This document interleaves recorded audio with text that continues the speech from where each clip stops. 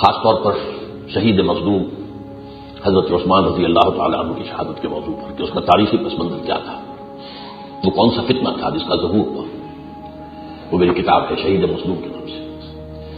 پھر حضرت علی کے بارے میں بھی ایک میرا کتابچہ موجود ہے، نسیل مسیح علی مرتضیٰ، کیونکہ حضور نے فرمایا تھا اے علی تمہاری مثال مسیح کی سی ہے، حضرت مسیح علیہ السلام۔ کچھ لوگوں نے انہیں خدا بنا دیا، خدا کا بیٹا بنا دیا، کچھ لوگوں نے انہیں مرتد کہا، واجب القتل کہا، تو گویا کہ وہی دو انتہائیں تمہارے بارے میں بھی پیدا ہو جائیں، یہ گویا کہ پیشن گوئی تھی حضور کی صلی اللہ علیہ وسلم۔ پھر سانحہ کربلا پر میں سمجھتا ہوں کہ میری تقریر پھر جس کو میں نے تحریر کی شکل میں دی ہے وہ تو الہامی ہے، اس پیچیدہ مسئلے کا جو متوازن اور معتدل حل میں نے پیش کیا ہے وہ بہت سی جو مشکلات ہیں تاریخ کے حوالے سے انہیں حل کر دیتا ہے۔ بہرحال آج میں اسی سلسلے میں کچھ بیان کر رہا ہوں۔ دیکھیے تاریخ کے بارے میں دو باتیں ہمارے چینل کو سبسکرائب کریں، واضح ہونی چاہیے۔ ایک ہے واقعات کی باریک بینی میں جا کر تحقیق کرنا، یہ واقعہ یوں تھا یا یوں تھا یا یہ تھا یا وہ تھا۔ ایک ہے اس کا طویل جو تاریخی پس منظر ہوتا ہے اس کے اندر اس کانٹیکسٹ میں رکھ کر دیکھنا۔ پہلی بات کو ہم کہیں گے فن تاریخ اور دوسری بات کو کہیں گے فلسفہ تاریخ۔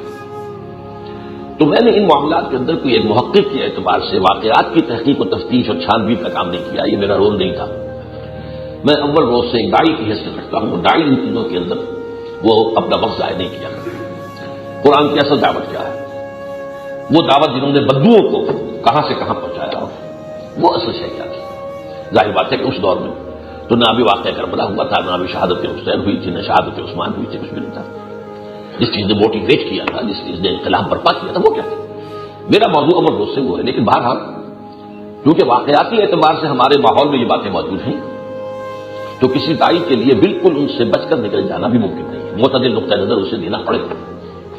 میرے نزدیک حضور کی سیرت مطہرہ کا سمجھنا بھی صرف واقعات کی تفصیل کے حوالے سے مناسب یا کافی نہیں ہے، جب تک کہ ایک فلسفہ انقلاب اس کی پشت پر نہ آئے۔ ورنہ میں نے بارہا آپ کو بتایا ہے کہ ٹوائنبی نے ایک زہر میں بجھا ہوا جملہ کہا ہے حضور کے بارے میں، لیکن یہ کہ کمبخت کی بات بڑی وزنی ہے بظاہر۔ محمد failed as a prophet but succeeded as a statesman۔ مکے والا محمد جو ہے وہ نبیوں کا سا نقشہ ہے ضرور، وہ نبی تو نہیں مانتا، لیکن حضور کا جو رول وہاں نظر آ رہا ہے داعی کا، پریچر کا، واعظ کا، یہ تمام انبیاء کا تھا، یہ عیسیٰ کا تھا، یہ یحییٰ کا تھا علیہ السلام۔ But there he fled, he had to run away for his life. وہ تو فلائٹ کہتے ہیں نا، اسے ہجرت تو نہیں کہتے۔ لیکن مدینے والا محمد غوری بالکل ہے، وہ تو سپہ سالار ہے، وہ اسٹیٹس مین ہے، وہ ہیڈ آف دی اسٹیٹ ہے، وہ چیف جسٹس ہے، وہ تو اور ہی ہے، وہ کامیاب ہوا صلی اللہ علیہ وسلم۔ اسی پر مبنی کر کے دو کتابیں لکھ دی منٹگومری واٹ، اس کو ہائی لائٹ کرنے کے لیے۔ جیسے آج کل آپ کہتے ہیں کتاب پڑھتے ہوئے کہیں کہیں آپ رنگ لگا دیتے ہیں اس کو ہائی لائٹ کرنے کے لیے، بعد میں کبھی نظر ثانی کروں گا تو صرف انہی باتوں کو دیکھوں۔ اس ایک جملے کو ہائی لائٹ کرنے کے لیے دو کتابیں لکھی شخص نے، محمد ابن مکہ، محمد ابن مدینہ۔ یہ دو محمد ہیں، ایک نہیں، یہ دو محمد ایک بنتے ہیں فلسفہ انقلاب کے اعتبار سے۔ میری کتاب پڑھیے منہج انقلاب نبوی، تب آپ کو معلوم ہوگا کہ وہ تضادات کیسے رفع ہوتے ہیں۔ کہ مکے میں حکم یہ ہے چاہے تمہارے ٹکڑے کر دیں تم ہاتھ نہیں کھاؤ گے، مدینے میں آ کر حکم قتال کرو ان سے جو تم سے قتال کرتے ہیں، تضاد ہے یہ نہیں۔ اس لیے میں نے کہا تھا اس کا وقت کی نگاہ جو ہے اس نے جو بات کہی ہے بظاہر بات نہیں ہے، یہ پولز اپارٹ ہے یہ معاملہ۔ سن 6 میں دب کر صلح کرنا، انتہائی دب کر، جبکہ تمام مسلمانوں کا خون کھول رہا ہے، اور اس کے بعد جب وہ صلح ٹوٹ گئی ہے قریش کی طرف سے، اب قریش کا جو سردار ہے ابو سفیان وہ آ رہا ہے، ایریا رگڑ رہا ہے، سفارشیں کرا رہا ہے کہ صلح کی تجدید کا تو نہیں کر رہے، تو آئی یہ بات سمجھ میں آتی ہے کہ انقلابی پروسیس کے حوالے سے اس پروسیس کے تقاضے جدا ہوتے ہیں، اس کے مراحل میں مختلف مراحل میں اس کے تقاضے مختلف ہوتے ہیں۔ اسی طرح کا معاملہ ہی اس کے بعد جو حالات پیش آئے ہیں حضور صلی اللہ علیہ وسلم کے وصال کے بعد، اس کو بھی اس انقلاب کے فلسفے کے پس منظر میں سمجھا جا سکتا ہے، ورنہ نہیں۔ واقعات آپ بیان کرتے رہیے، اور وہ کیا ہے؟ ہر انقلاب کے بعد اٹس اے رول کہ کاؤنٹر ریولوشنری موومنٹس ہوتی ہیں۔ انقلاب کا جب آخری مرحلہ آ رہا ہوتا ہے اور جو مخالف قوتیں وہ سمجھتی ہیں کہ اب ہمارے بس سے باہر ہو گیا معاملہ، وہ گردن نیچی کر دیتی ہیں، سرنڈر۔ اب دیکھیں گے پھر کبھی وقت آئے گا تو پھر اٹھیں گے. اس کے لیے کاؤنٹر ریولیوشنری موومنٹ جو ہے ہر انقلاب کو یہ لازم ہے. انقلاب محمدی کی تکمیل ہوئی صلی اللہ علیہ وسلم اور پھر جلد ہی حضور نے مراجعت اختیار فرما لی. میں کہہ رہا ہوں اللہ جانے، اس لیے کہ یہ حدیث کے اندر موجود ہے رسولوں کو یہ اختیار دیا جاتا ہے کہ ٹھیک ہے آپ کا وقت عند اللہ تو پورا ہو گیا ہے، آپ ابھی مزید رہنا چاہیں دنیا میں تو ٹھیک ہے، چوائس ہے. جس پر کہ حضور نے فرمایا اللہم فی الرفیق الاعلی، اب نہیں بس جلدی آپ رحلت فرما گئے، مراجعت فرما گئے. لہذا سب سے پہلی تو کاؤنٹر ریولیوشنری موومنٹ جو عرب سے اٹھی، اس لیے کہ ابھی تو عرب ہی میں تکمیل ہوئی تھی نا انقلاب کی. ابھی آگے تو مرحلہ جو ہے خلافت راشدہ میں پہلے اس نے 2 شکلیں اختیار کی. ایک نئے نبوت کے دعوے دار کھڑے ہو گئے. دیکھیے توحید کو کسی نے نہیں چھیڑا، اس کی جڑ اتنی گہری ہو گئی تھی کہ یہ جو عربین پیننسولا کی جو کاؤنٹر ریولیوشن موومنٹس تھی ان میں سے کسی نے توحید کو نہیں چھیڑا. آج اس حالت میں نقل لگائی محمد بھی تو ہم جیسے انسان تھے، 2 ہاتھ 2 پاؤں 2 آنکھیں ابھی ہے. ان میں سب سے بڑا مسلمہ کذاب یمامہ بہت بڑا اہم علاقہ ہے، بڑے جنگجو لوگ تھے ان کا سردار تھے. اور دوسری تحریک زکات کی انکار، زکات دی جائے گا شریعت میں نہ کرو اور رسالت میں نہ کرو. یہ دونوں تحریکیں ایسی تھیں کہ اچھی طرح سمجھ لیجئے کہ اسلام تقریباً جزیرہ نما عرب میں بھی ختم ہو گیا. صرف حجاز تک، بڑے شہروں تک، مدینہ تک محدود ہے. پورا جزیرہ نما عرب جو داخل ہوئے تھے اسلام میں فوج وہ نکل بھی گئے فوج در. اذا جاء نصر اللہ والفتح ورأيت الناس يدخلون في دين الله افواجا وہی یخرجون من دین اللہ افواجا. حضرت ابو بکر رضی اللہ تعالی عنہ کا جو کارنامہ حیات ہے، ویسے تو ان کی ذات والا صفات اس کو انسان بیان نہیں کر سکتا، ان کا مقام و مرتبہ، لیکن ان کا کارنامہ سب سے بڑا کیا ہے. ان دونوں کاؤنٹر ریولیوشنری موومنٹس کا کلا کما کر دیا with an iron will and iron fist. حالانکہ حضرت عمر جیسی شخصیت بھی مشورہ دے رہی تھی حضرت ابو بکر کو کہ ٹھیک ہے جو نئی نبوت کے نمبردار ہیں ان کے خلاف تو جہاد کریں گے، لیکن یہ مانعین زکات کا محاذ نہ کھولیں. مسلمانوں کے دل ویسے ہی زخمی ہیں، حضور کے انتقال کے بعد مورال پر پست ہے. پھر آپ نے لشکر جو ہے اسامہ کا وہ بھی نہیں روکا، اسے بھی جانے دیا ہے. اب ہماری طاقت کہاں رہی یہاں کہ ہم یہ مانعین زکات سے بھی جنگ کریں. لیکن وہ آئرن ول اور آئرن فسٹ، انہوں نے کہا کوئی میرا ساتھ نہیں دے گا تو کہاں جاؤں گا، میں جنگ کروں دین میں. ایوبد الدین وعدہ ہے، کیا دین کے اندر تغیر کیا جائے گا، ترمیم و تنصیف کی جائے گی جبکہ میں زندہ ہوں؟ میرے زندہ ہوتے تو یہ نہیں ہو سکتا. بہرحال اندر سے انقلاب کے کاؤنٹر ریولیوشنری موومنٹ کو ختم کر کے اب وہ جو بھی حکمت الہی تھی حضرت ابوبکر کا کام گویا کہ پورا ہو گیا، حضرت عمر کے حوالے کیا. اب اصل ایکسپینشن جو ہوئی ہے وہ دور فاروقی میں ہوئی ہے. عراق فتح ہو رہا ہے، سلطنت روما کے ٹکڑے ہو گئے اور ایران کی دھجیاں بکھر گئی. یہ ساری چیزیں ہوئی کب ہوئی ہے؟ دور فاروقی. للی ان بلوم میں کہا کرتا ہوں اگر دیکھنا ہو کہ ان کی جو پھول پورا طرح کھلا ہوا ہے تو اسلام کا کھلا ہوا چہرہ آپ کو نظر آئے گا دور فاروقی. حضور کا دور جو ہے وہ مسلسل جد و جہد کا دور تھا، ابھی انقلابی پروسیس کا دور تھا. اس میں اس کے ثمرات ابھی پورے طور پر ظاہر نہیں ہوتے تھے.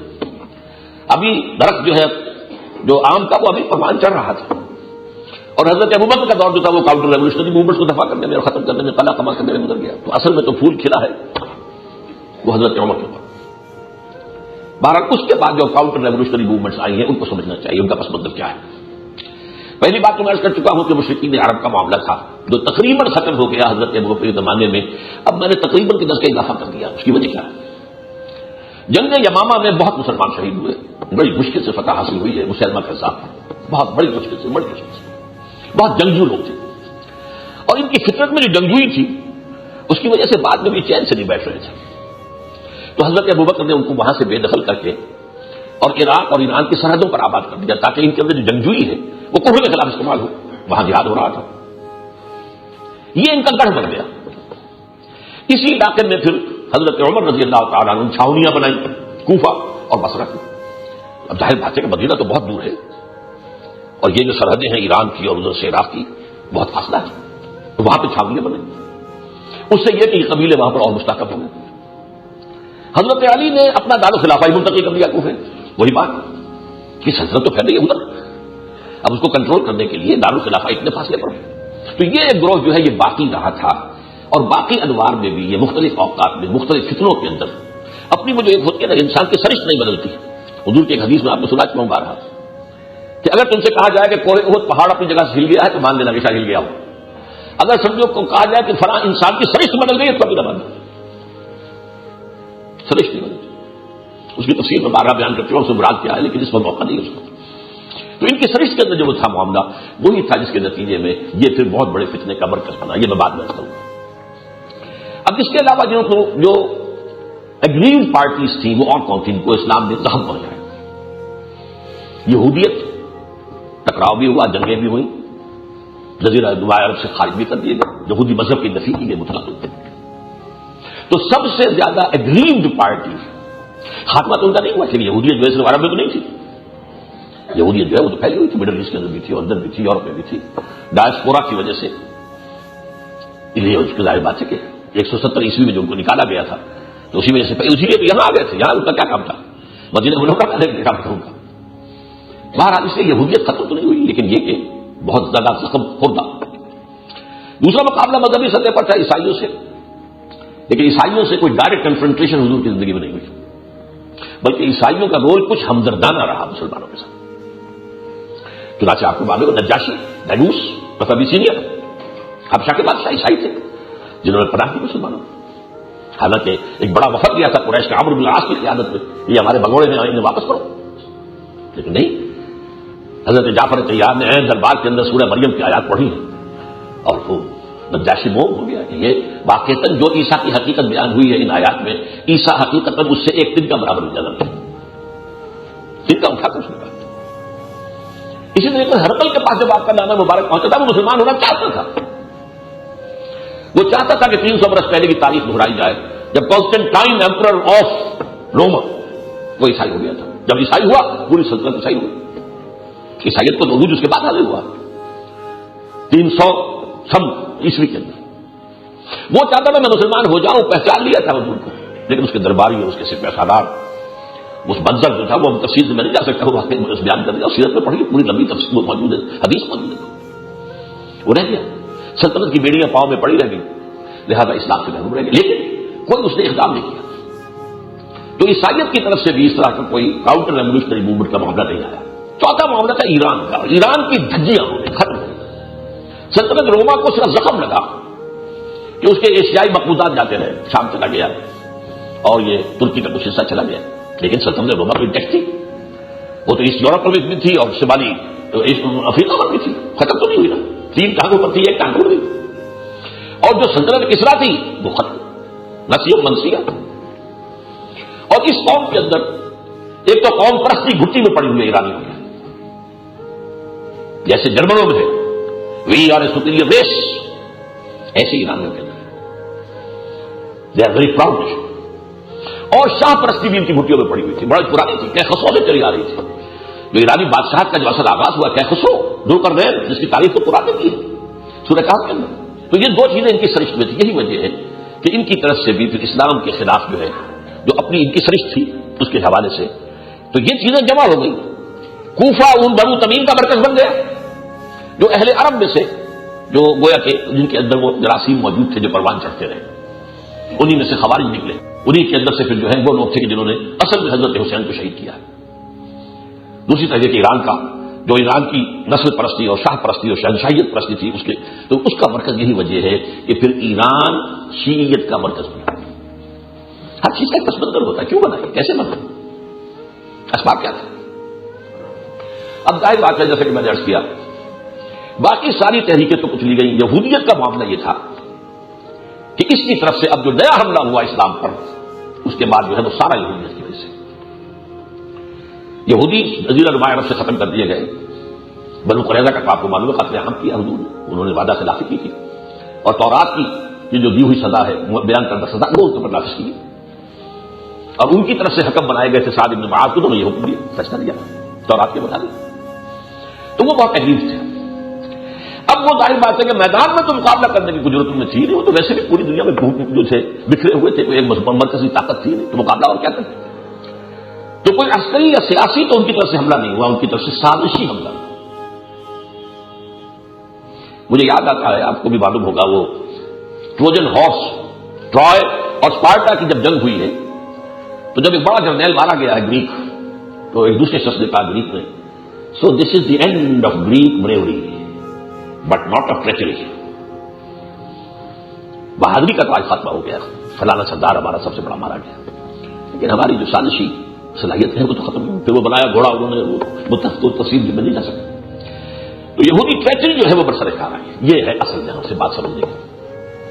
عبداللہ ابن سبا ایک یہودی یمن کا، اسلام کا لبادہ اوڑا اندر آ گیا. اب دیکھا چاروں طرف کیا حالات ہیں. ایک تو سطح ہے، ایک سطح زیر سطح ہے، کیا کچھ ہے. جیسے آپ کہتے ہیں کہ آپ کا کانشیس مائنڈ ہے، ایک سب کانشیس مائنڈ ہے. ایک حالات ہیں اوپر سے نظر آ رہے ہیں، نشیب ہے، نیچے کیا ہے.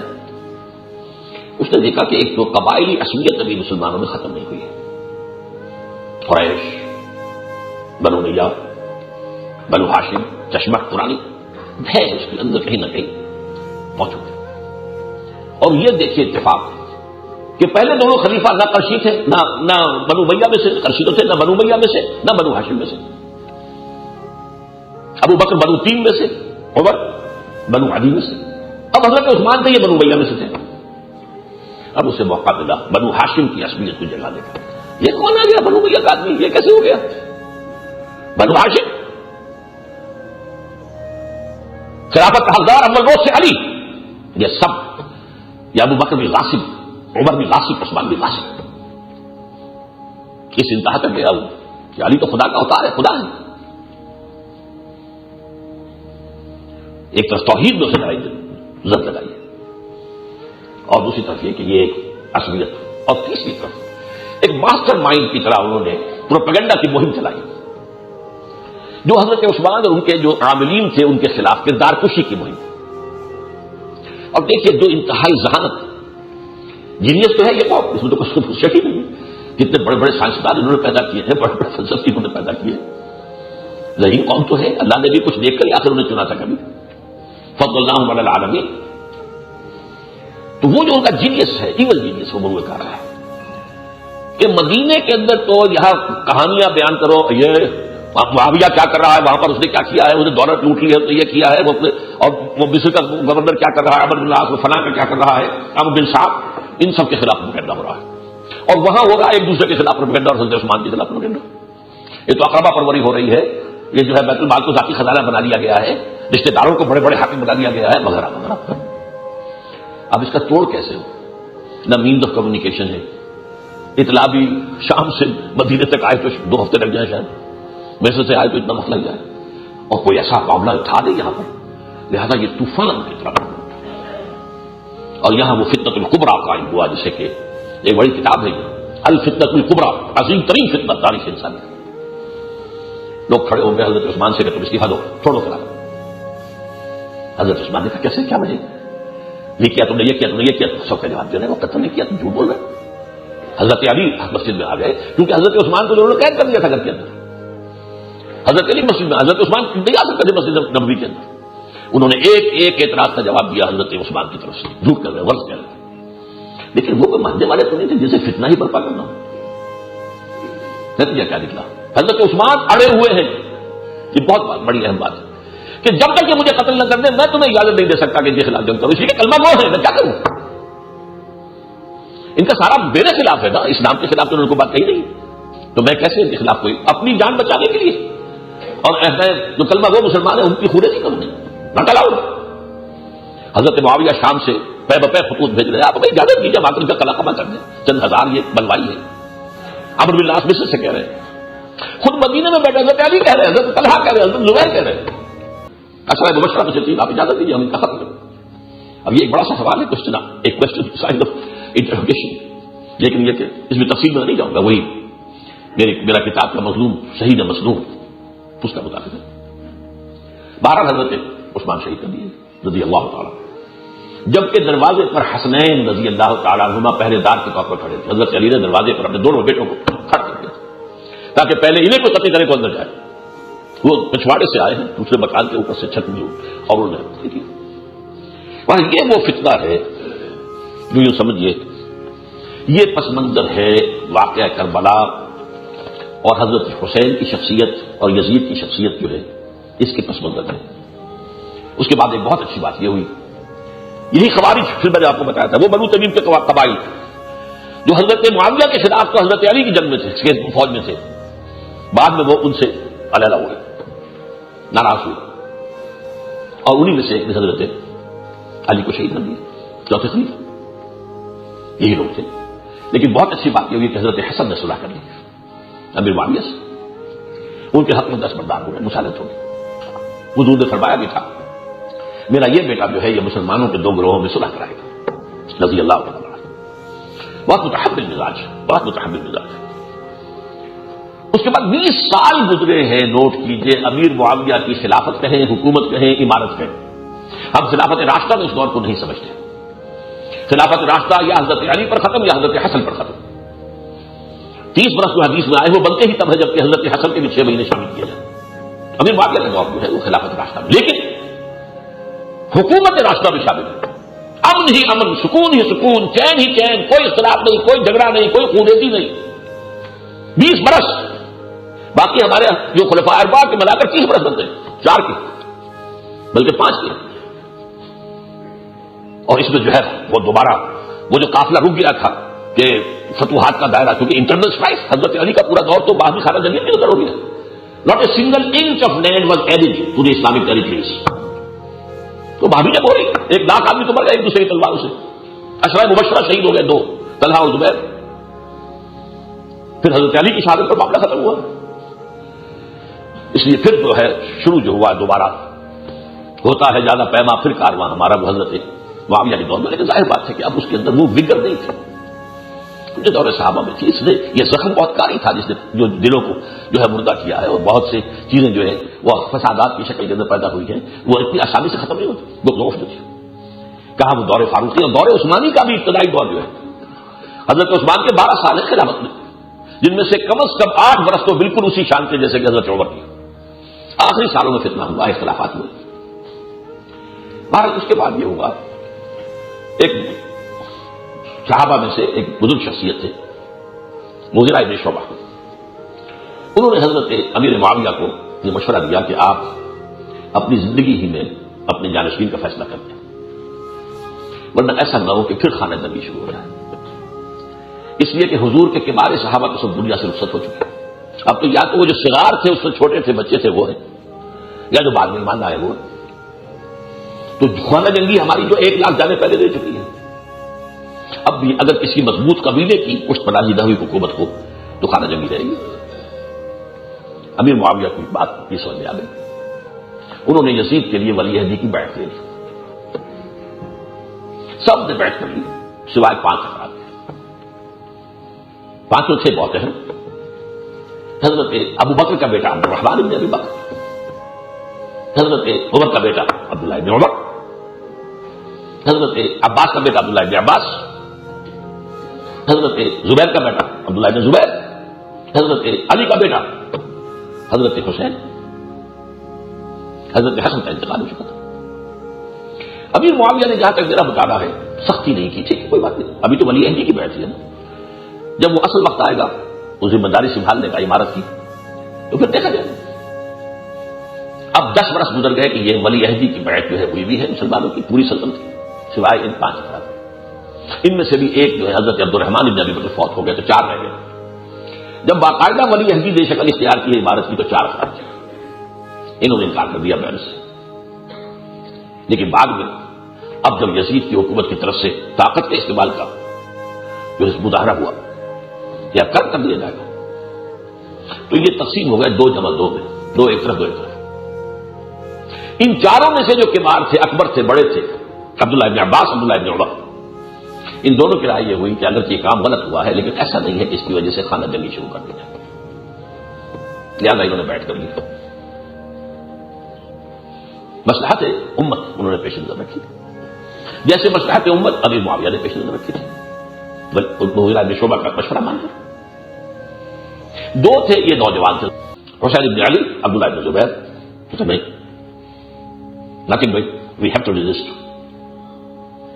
ان میں سے اختلاف اب کیا ہو گیا، عبداللہ ابن زبیر نے کہا کہ دیکھو ہمیں یہی حجاز میں رہتے ہوئے مقابلہ کرنا چاہیے، یہ گڑھ ہے۔ ادھر سے کوفے سے خطوط پر خطوط آ رہے تھے حضرت حسین کو، وہی بنو تمیم کے وہ جو جنگجو قسم کے، سرکش قسم کے قبائل وہاں آباد تھے جو اسلام کے اندر اس طرح کی جو ہے امن اور چین انہیں کھلتا تھا، کچھ نہ کچھ ہوتے رہنا چاہیے. انہوں نے وہاں کوفہ ان کا گڑھ تھا، انہوں نے شہید کیا حضرت عثمان کو، اور وہی جو ہے اب حضرت حسین کے پاس خطوط پر خطوط بھیج رہے آئیے آپ. اور وہاں حضرت مسلم بن عقیل کو حضرت حسین نے بھیجا اپنے چچا بھائی کو، ان کے ہاتھ میں 12,000 افراد نے بیعت خلافت کر لی. ادھر سے خط آ گیا، اب آپ چل پڑے. عبداللہ ابن زبیر کی رائے نہیں مانی آپ نے، اور حضرت عبداللہ ابن عباس، عبداللہ ابن عمر روکتے رہے آخری وقت تک. عباس تو حضرت حسین کے نانا کے درجے میں ہے، کیا حضور کے چچا بھائی نہیں ہے؟ چچا بھائی ہیں حضرت حضور کے. روکتے رہے. حضرت حسین کے اور بھی بہت قریبی رشتے دار محمد ابن حنفیہ حضرت علی کا بیٹا ہے، جو حضرت فاطمہ سے نہیں ہے، اس لیے وہ سادات میں شمار نہیں ہوتے. لیکن آپ اپنے ہاتھ دیکھیں علوی فلاں علوی، مولانا سعید الرحمان علوی، یہ علوی کون ہے؟ یہ محمد ابن حنفیہ کے بیٹے ہیں، تو حضرت علی کے ساتھ تو نسبت ہے ان کی. لیکن چونکہ حضرت فاطمہ کے وطن سے نہیں ہے لہٰذا سادات میں نہیں ہے، علوی لوگ وہ ہیں. وہ روکتے رہے. خدا کے لیے کیا کر رہے ہیں؟ حسین بن جاؤ، ان کوفیوں پر اعتماد نہ کرو. بس یہ کہ اس کے بعد میں سمجھیے کہ اللہ تعالیٰ کی طرف سے وہ مقدر معاملہ تھا. اب تفاصیل تو آپ میرے کتابیں میں پڑھیں گے، بعد میں کیا کیا واقعات پیش آئے.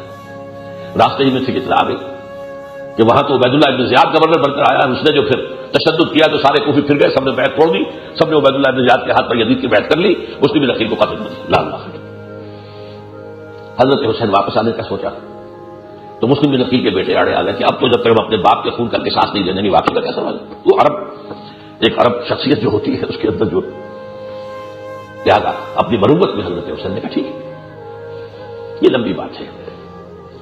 آگے جا کر جو ایک واقعہ بہت ہی کنٹروورشیل ہے وہ یہ ہے کہ جب عبید اللہ ابن زیاد کی فوجیں آ گئی تو حضرت حسین ابن علی رضی اللہ تعالیٰ عنہما نے کہا کہ 3 آپشنز میں آپ کے سامنے رکھتا ہوں. ایک تو مجھے واپس جانے میں جہاں سے میں آیا ہوں، یا مجھے سرحدوں پر بھیجنے میں ترکوں کے ساتھ جہاد ہو رہا تھا خراسان جس کو حدیث میں کہا گیا، میں وہاں چلا جاتا ہوں کفار کے ساتھ جنگ کرتے ہوئے اپنی زندگی جو ہے دلا دوں، یا مجھے سیدھا دمشق جانے دو. دمشق دار الخلافت صاحب اس کا یزید، تو ازاؤ یزید بے ید یزید کے ہاتھ میں اپنا ہاتھ دے دوں گا.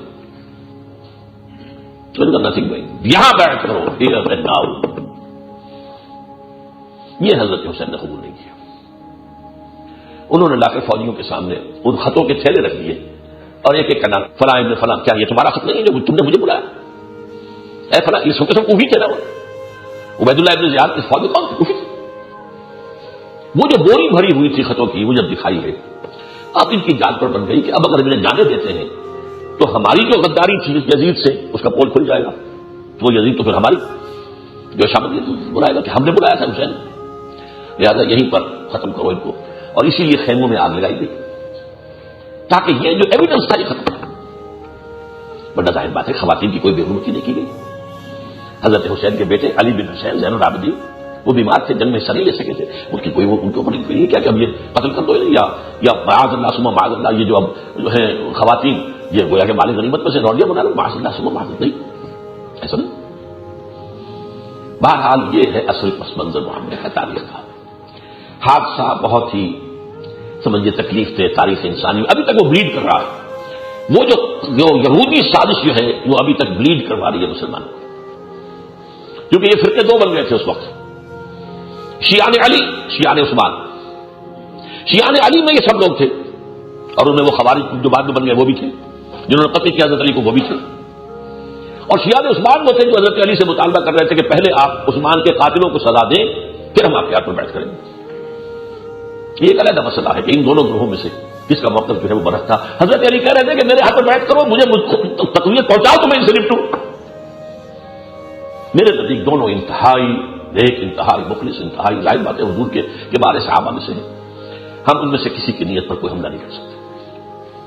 باہر صورت حال ایسی بنا دی گئی تھی کہ گویا کہ انسان جو ہے حالات کے اندر مقید ہو کر رہ جائے. اس لیے کہ حضرت علی کا گرد گھیرا ہے انہیں کوفیوں کا، جو بیعت کرے گا ادھر سے ہو کے گزرے گا نا پہلے گردن مار دیں گے، اس کی پہنچنے نہیں دیں گے حضرت علی تک. صورت حال کتنی پیچیدہ تھی.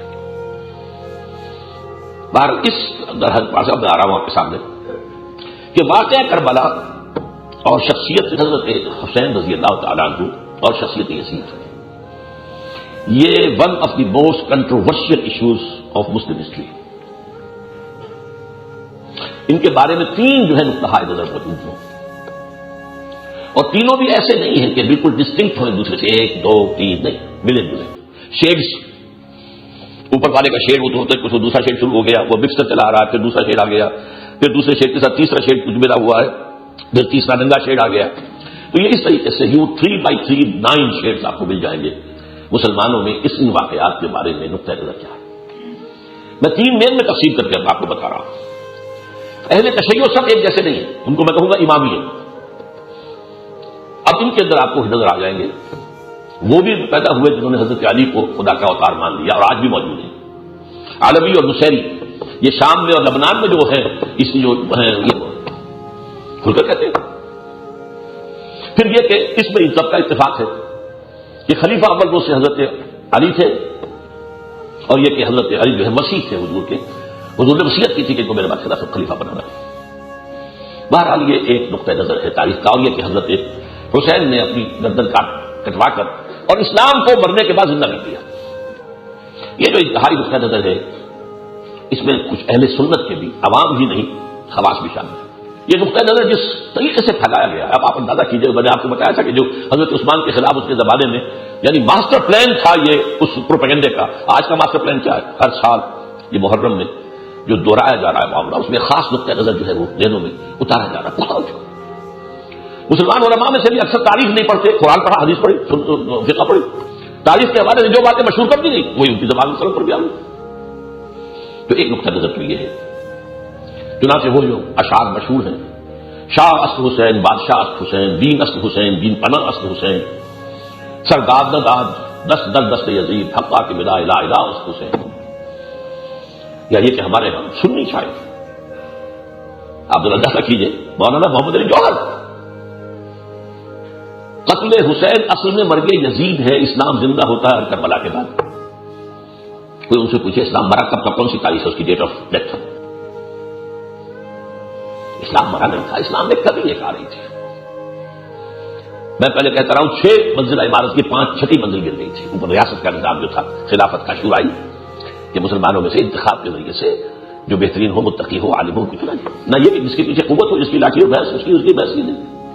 یہ کمی آ رہی تھی. وہ کمی تو حضرت حسین کی شہادت کے بعد بھی برقرار رہی. 1000 برس تاریخ کوئی چلیے، جس کی لاٹھی اس کی بحث. بنو امیہ کی لاٹھی تھی، انہوں نے سنبھالا، اس کے بعد بنو عباس کی لاٹھی آئی، انہوں نے سنبھالا. تو ظاہر بات ہے کہ وہ خلافت راشدہ کا نظام دوبارہ دنیا میں آج تک تو آیا نہیں. 2-2.5 عرصے کے لیے، وہ بھی بنو امیہ کے دور میں عمر عبد العزیز رحمۃ اللہ علیہ کے ذریعے سے آیا، باقی تو نہیں، بادشاہ آئی. لیکن یہ انتہا پسندی جو ہے یہ ہمارے ہاں بھی، عوام تو اصل میں یزید کا نام پلید کے بغیر لینا چاہتے، اس کی شخصیت کے بارے میں اس تصور نے یہ دیا ہے کہ وہ زانی تھا، شرابی تھا، اور اس موسیقی کا رسیا تھا، اور یہ تھا، اور کتوں سے کھیلتا تھا، فلاں کرتا تھا، فاسق تھا، فاجر تھا. اور یہ کہ وہ جو ہے اصل ذمہ دار ہے قتل حسین رضی اللہ تعالیٰ. تو ایک نقطۂ نظر تو یہ ہے. دوسرا نقطۂ نظر اس کے بالکل برعکس ہے. بہت کم بڑے محققین میں سے کوئی تاریخ کے جو ہیں وہ لوگ، یا جو اس معاملے کے اندر کوئی بہت جو ہے گہرائی میں جاتے، ان کا ایک نقطۂ نظر ہے. میں اس سے متفق نہیں ہوئی، میری اتفاق نہ سمجھیے. میں یہ کہہ رہا ہوں عوام میں نہیں ہے. یہ عوام میں اہل سنت میں یہ نقطۂ نظر موجود نہیں ہے. لیکن اہل سنت کا ایک ایکسٹریم جو ہے فلینک، الٹرا رائٹس جیسے آپ کہتے ہیں، الٹرا لیفٹسٹ، ان میں ایک نقطۂ نظر یہ ہے کہ یہ تو اصل میں ایک پاور اسٹرگل تھی.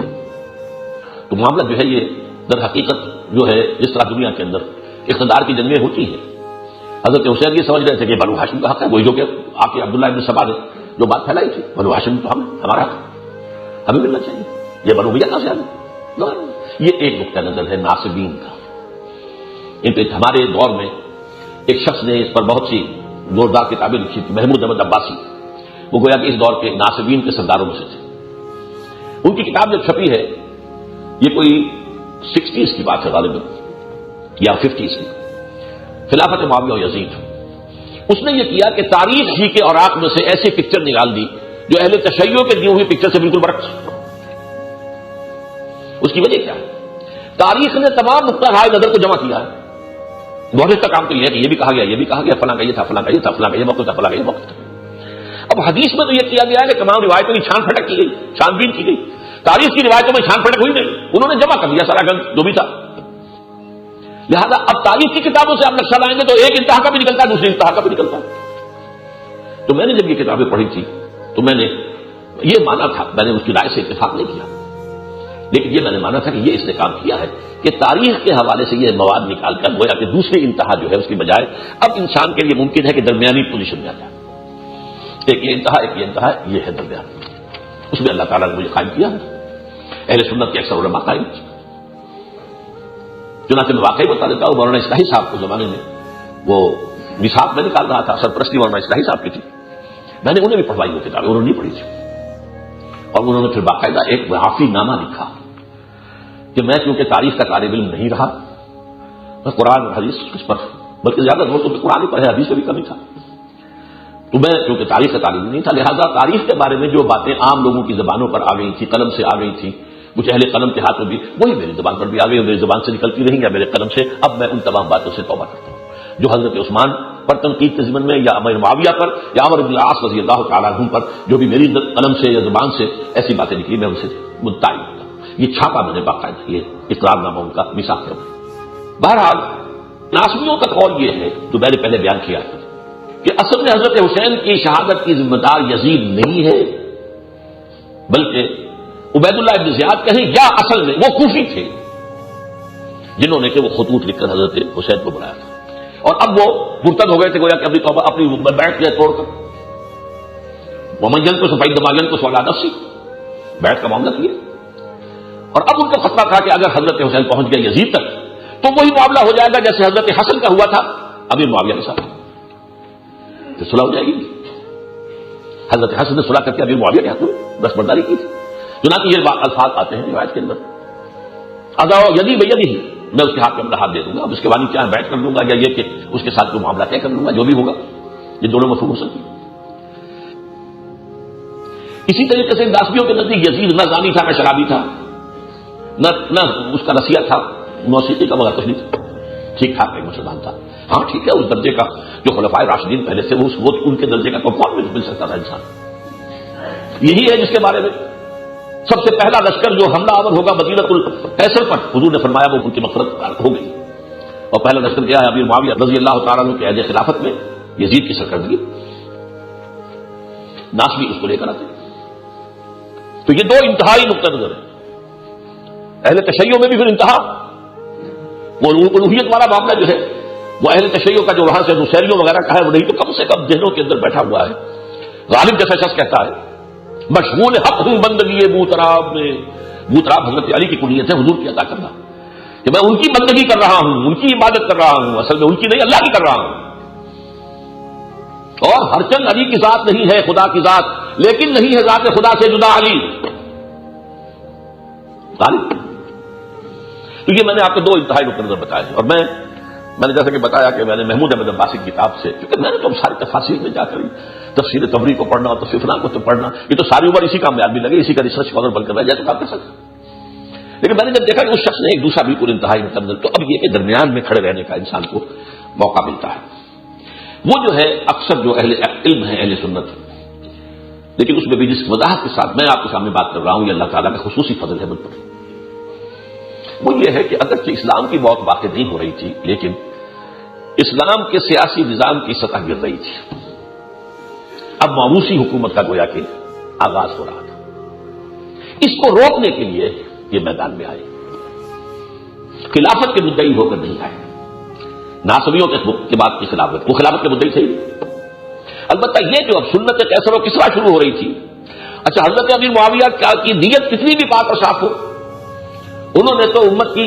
بھلائی کے لیے کہ خانہ جنگیاں نہ دوبارہ شروع ہو جائیں، یہ 4 سال کی خانہ جنگی میں 1 لاکھ آدمی ہمارا مارا گیا مسلمان ایک دوسرے کی تلواروں اور تیروں سے، آگے پھر دوبارہ ہو جائے گا، اب وہ تو دور ختم ہوا تھا، اب جو صحابہ کبار سے گئے، اب تو یا تو صغار میں سے چند رہ گئے ہیں اور باقی جو ہے وہ تو اب وہ لوگ ہیں جو نو مسلم، تو یہاں تو وہ طاقت کا معاملہ چلے گا، لہذا اگر کسی مضبوط قبیلے کی پشت پر طاقت نہ ہو تو نظام قائم نہیں ہو سکتا۔ بہرحال یہ ایک آیت تھی ابھی معاویہ کی، اور چونکہ وہ صحابی ہیں ان کی نیت پر تو حملہ کرنا جو ہے میرے نزدیک اسلام کے منافی ہے، نیت پہ حملہ نہیں کر سکتے، آپ ان کی بات سے اختلاف کر سکتے، حضرت عمر کی بھی کسی رائے سے آپ اختلاف کر سکتے، نیت پہ حملہ نہیں کر سکتے، الصحابہ کلھم عدو۔ تو اس اعتبار سے میں کہتا ہوں کہ حضرت حسین نکلے تھے اس انقلاب کا راستہ روکنے کے لیے، وہ کاؤنٹر ریولیوشنری موومنٹ کو روکنے کے لیے کہ اسلام کا وہ نظام جو ہے شورائی خلافتی نظام وہ اب ملوکیت میں تبدیل نہ ہو جائے، اور یہی حضرت عبداللہ ابن زبیر کی نیت تھی. تو میں نے جو آپ سے کہا تھا 2 + 2 نیت ان کی بھی پاک، ان کی بھی پاک. چاروں صحابہ ہیں، عبداللہ ابن عمر بھی، عبداللہ ابن عباس بھی، عبداللہ ابن زبیر بھی، حسین ابن علی رضی اللہ تعالیٰ عنہ اجمعین. نیت پہ کسی کی حملہ نہ کی، نہ ناسبیوں کی طرح جو حضرت علی تک بھی پہنچ جاتے، نہ اہل تشیع کی طرح کہ وہ سب کہتے ہیں کہ یہ جو تھے یہ بک گئے تھے، یہ خرید لیا تھا. اور حضرت امیر معاویہ نے جو بیعت ولی عہد لی تھی وہ بھی لوگوں کو خرید کر دی تھی وغیرہ وغیرہ. یہ مسئلہ. حضرت حسین نکلے ہیں، انہوں نے سمجھا کہ موقع مل رہا ہے اس راستے کو روکنے کا، سد باب کا. جب معلوم ہوا کہ نہیں، وہ تو شراب ثابت ہوا، وہ کوفی تو الکوفی لا یوفی، کوفی تو پورا بات کرتا ہی نہیں اپنی کبھی بھی، یہ تو محاورہ ہے عربی. لہذا آپ نے واپس آنا چاہا، یا یہ کہ آپ نے یہ جو واقعہ ہے یہ اصل میں پھر بہت کنٹروورشیل ہے، اس کی کیا توجہ ہے. یہاں تک حضرت حسین کہہ رہے ہیں اس روایت کے مطابق. اب پھر میں کہوں گا تاریخی روایات، اس کی تنقید، اس کی تحقیق، اس میں پھر کس کو بالا کر کس کو کم تر کہنا وہ میرے موضوع نہیں، لیکن ہے سب مانتے ہیں کہ میں مجھے وہاں جانے تو سیدھا یزید تک خود میں وہاں جا کر آزاؤ یزید یزید اس کے ہاتھ میں اپنا ہاتھ دے دوں. تو یہ معاملہ جو ہے اس طریقے سے بس ایک صورتحال پیدا ہوئی ہے جس میں کہ یہ انتہائی اندوہناک واقعہ ہو گیا ہے، لیکن اس کے قتل کی اصل ذمہ داری جو ہے وہ اہل کوفہ پر ہے. یہ ہے در حقیقت تاریخ کا معاملہ. اسی طریقے سے عبداللہ ابن زبیر وہ بھی برحق تھے، حسین ابن علی برحق تھے، ان کی نیتوں میں کوئی فطور نہیں تھا، نہ ابن عباس کی نیت میں نہ ابن عمر کی رضی اللہ تعالیٰ عنہما. لیکن یہ کہ صورتحال واقعہ جو ہوا وہ انتہائی اندوہناک ہے، اس میں کوئی شک نہیں. اور یہ چیز جو ہے آج تک، لیکن اس کا ایک اثر جو اہل تشیع کے اندر ہے، یہ جو واقعہ کربلا کے جو ہر سال ایک ہوتا ہے معاملہ، اس کا ایک جہاں اور چیزیں خراب ہے اس میں ایک چیز اچھی بھی ہے. شیعوں میں قربانی کا جذبہ سنیوں سے بہت زیادہ ہے، یہ آپ کو ماننا پڑے گا. پوری دنیا میں ایک ہی قوم نکلی جنہوں نے بادشاہت کا تختہ الٹا، ہزاروں جانے دی، بٹوین 20 and 30,000 پیپل بادشاہ کو بدل دیا. تمام عالم عرب میں اگر وہ بیٹھا ہوا ہے حسنین مبارک کے 36 برس ہو گئے بیٹھا، ایک خاندان چلا رہا ہے، آل سعود کا چلا رہا ہے. اسرائیل کو بھی پہلی مرتبہ جو ہے ناک رگڑوا دی ہے تو وہ بھی حزب اللہ شیعوں کی. تو جو بات حق ہے اس کو ماننا چاہیے، یہ ہمیں جذبہ ہے. ضیاء الحق نے آرڈیننس نافذ کیا تھا، کہا ہم زکات نہیں دیں گے، تمہیں نہیں دیں گے، ہم دیتے ہیں جہاں دیتے ہیں. ان کی زکات جاتی ہے تمام جو مراکز ہیں علمیہ جو ایران کے اور عراق کے، نجف کے ہوں یا قم کے ہوں، تو ہم وہاں لیں گے، تمہیں نہیں دیں گے. اور حالانکہ ماشاء اللہ ابھی جوان تھا، نوجوان تھا، بلکہ 3 ہی برس ہوئے تھے. 1980 کا واقعہ ہے، 77 میں آیا ضیاء الحق. لیکن جب اس نے وہ نافذ کیا ہے اور یہ کھڑے ہو گئے نہیں دیں گے، 50,000 آدمیوں نے جاری گھیراؤ کر لیا سیکریٹریٹ کا اسلام آباد میں، دھرنا مار کر بیٹھے، مارو ہم نہیں اٹھیں گے یہاں سے جب تک کہ ہمیں یقین نہ دلایا جائے کہ ہمیں زکات سے استثناء کیا جائے. اور ناک رگڑ دی اس نے، نکیلیں نکلوا دی زمین ماشاء اللہ، چیف مارشل ایڈمنسٹریٹر. بارہ تو یہ جو 2 انتہائی معاملات ہیں اس میں نے جو نقطہ نظر آپ کے سامنے رکھا ہے. اس سلسلے میں اور واقعات بھی ہیں لیکن میں تو بیان نہیں کر سکتا. لیکن اب آخری بات کہہ رہا ہوں، یہود کی وہ سازش ایک طرف تو ہمارے ہاں ابھی تک یہ شیعہ سنی جہاں بھی ہوتا ہے معاملہ، یہ وہی عبداللہ ابن سبا کا معاملہ جو ہے بلیڈنگ آف دی امہ. دوسری طرف اب وہ یہود کی سازش جو ہے زائرنزم کی شکل میں آئی ہے، اسلام کا نام و نشان مٹانے کے لیے صفحہ ارض سے. اور اس وقت فرق جو پڑ چکا ہے وہ کیا ہے، پورا عالم عیسائیت اس کا آلہ کار ہے، پوری طرح. اور یہ معاملہ جو ہے اس کے جو حالات و واقعات پیش آنے والے ہیں جن کا ابھی آپ تصور بھی نہیں کر سکتے. الملحمۃ العظمیٰ کے بعد، آرمگڈون کے بعد بھی کچھ حالات پیش آنے والے ہیں اس یہودی سازش میں. بہرحال یہ ہے اس کا پس منظر. میں نے جو چند کتابوں کا ذکر کیا ہے اس کا دوبارہ آپ سے ذکر کر دوں، جن میں سے ایک ہے سامنے کربلا، ایک شہید مظلوم، ایک وسیلہ عیسیٰ. ان کا مطالعہ کریں. اسی کہ اہل سنت میں بھی جو انتہائی چیزیں موجود ہیں، ان کا جو اصل اہل سنت کا عقیدہ عوام کے اندر تو نہیں ہے. ایک طرف وہ اہل تشیع کی انتہا اور ایک طرف ناصبیت کی انتہا. ان دونوں میں درمیانی موقف اللہ تعالیٰ نے جو بیان کرنے کی توفیق دی ہے. بہت سے علماء کے ہیں لیکن یہ کہ اس کلیئرٹی کے ساتھ میرے علم میں نہیں ہے کہ کوئی بات واضح ہوئی ہو کہ اصل مسئلہ کیا تھا. وہ دعوی خلافت لے کر نہیں آئے تھے، وہ جو ہے در حقیقت اس راستہ روکنا چاہ رہے تھے. اس میں یہ کہ حالات کی تبدیلی سے انہوں نے بہرحال مروت اپنی شرافت میں وہ جو کوفیوں کی بات کو صحیح سمجھا، تو گویا کہ ایک موقع تھا کہ اس کو روکا جائے، ریزسٹ کیا جائے. لیکن وہ جو ہے کوفی لایوفی اس پر پورے اترے اور اس کے بعد جو ہے وہ سانحہ پیش آ گیا. اقول قولی ھذا واستغفر اللہ لی ولکم ولسائر المسلمین والمسلمات. اگر آپ کو ویڈیو اچھی لگی تو چینل کو سبسکرائب کریں